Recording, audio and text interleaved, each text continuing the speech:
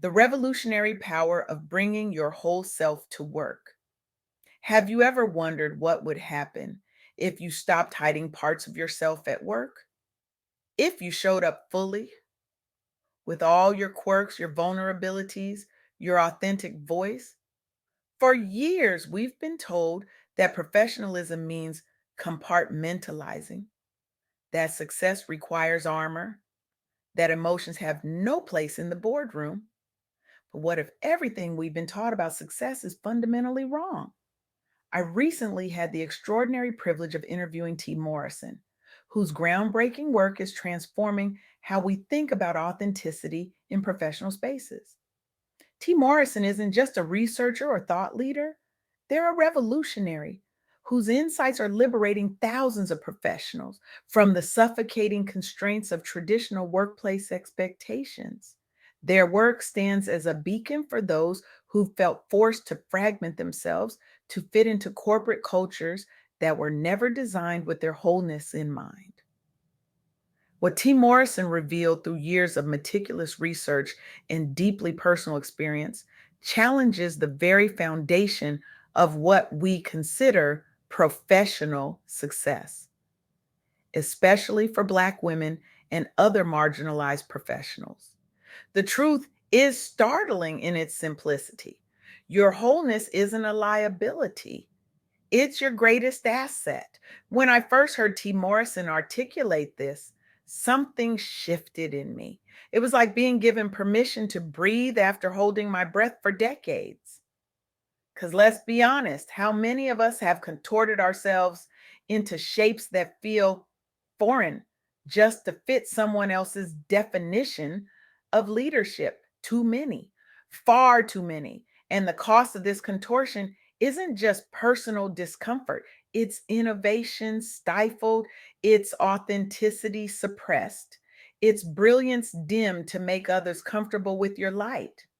What T. Morrison's research conclusively shows is that this self fragmentation isn't just personally exhausting, it's professionally limiting.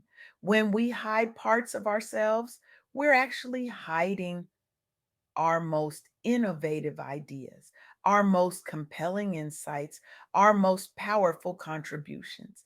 Let me share with you three transformative stories that illustrate exactly what happens when professionals, particularly Black women, decide to bring their full selves to work.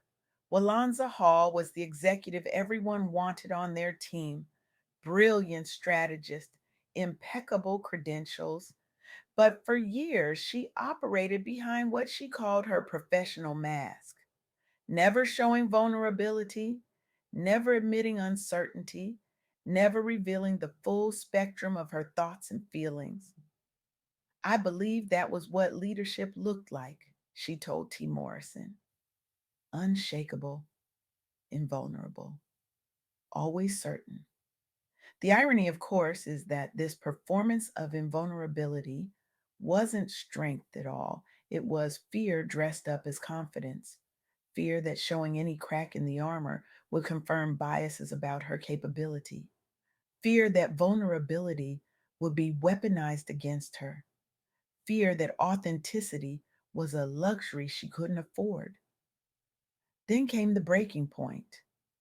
After a particularly grueling quarter, where her team met every metric but seemed increasingly disengaged, Walanza found herself sitting alone in her office at 11 p.m., wondering why success felt so hollow.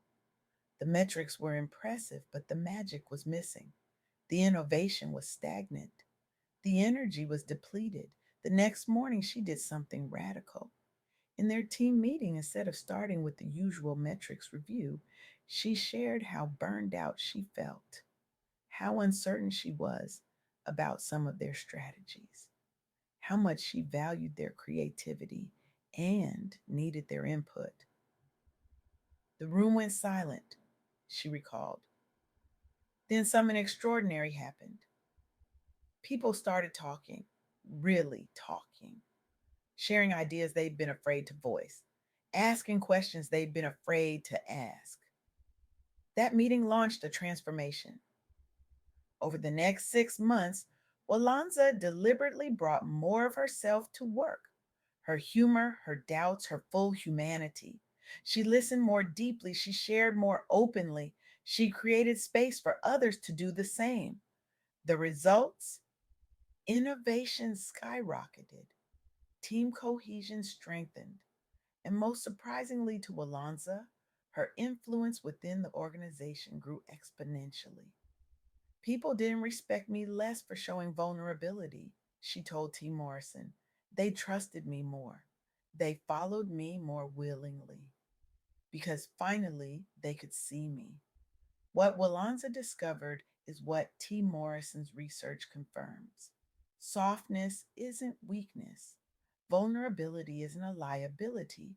They're strategic advantages in a world desperate for authentic connection.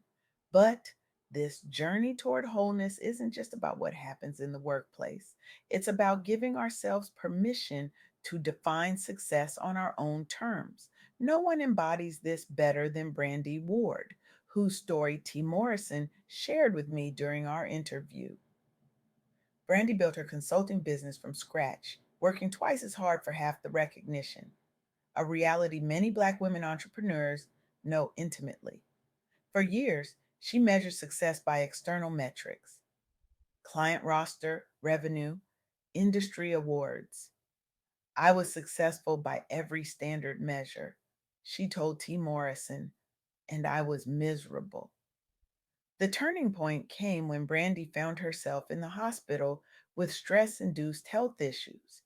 Lying in that hospital bed, she realized she'd internalized messages of unworthiness so deeply that no amount of external success could fill the void.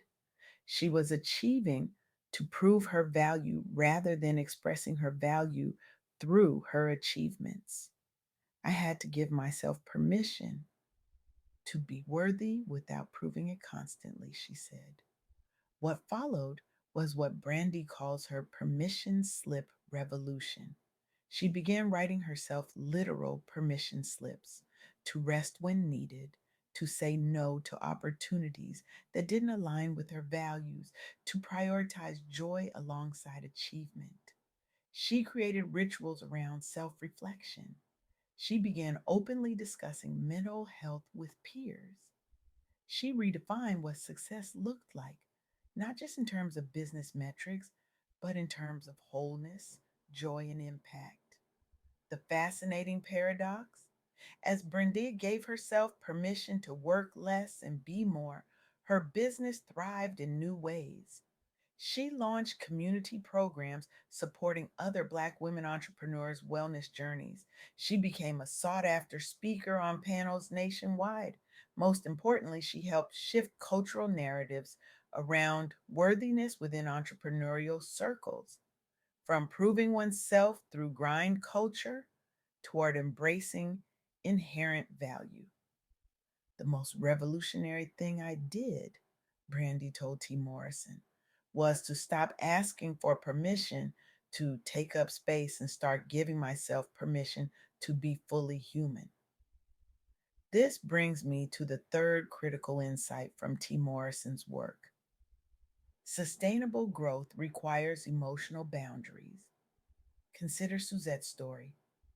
For years, she navigated toxic workspaces by suppressing her reactions to microaggressions, working overtime to prove her worth, and carrying emotional labor that left her depleted. I thought professionalism meant absorbing everything without complaint, she explained to T. Morrison. I thought setting boundaries would mark me as difficult or uncooperative. The breaking point came after a particularly demeaning interaction with a colleague that left Suzette shaking with anger in the bathroom. Anger she felt she couldn't express without reinforcing negative stereotypes about Black women. That night, she made a decision. She would no longer sacrifice her emotional well being for professional advancement. She would set boundaries clearly, calmly, and without apology. She developed scripts for addressing inappropriate comments, She sought mentors who modeled healthy boundary setting. Most radically, she prioritized therapy sessions during stressful projects instead of postponing them due to work demands. The first time I calmly told a colleague their comment was inappropriate, I was terrified, she recalled. But something unexpected happened. They apologized, and the dynamic shifted. Over time, Suzette's boundaries didn't diminish her professional standing, they enhanced it. Team morale improved as she modeled new norms around respect. She became known not just as competent, but as courageous and compassionate. Eventually, she helped draft company wide guidelines encouraging emotional safety across teams and became a regular speaker on healthy workplace cultures. Setting boundaries isn't selfish, Suzette told T. Morrison. It's how we create workplaces where everyone can thrive. These three stories illuminate what T. Morrison's groundbreaking work has proven. When Black professionals, especially Black women, bring their whole selves to work, including their vulnerability and their boundaries, they don't just transform their own experience, they transform entire organizations.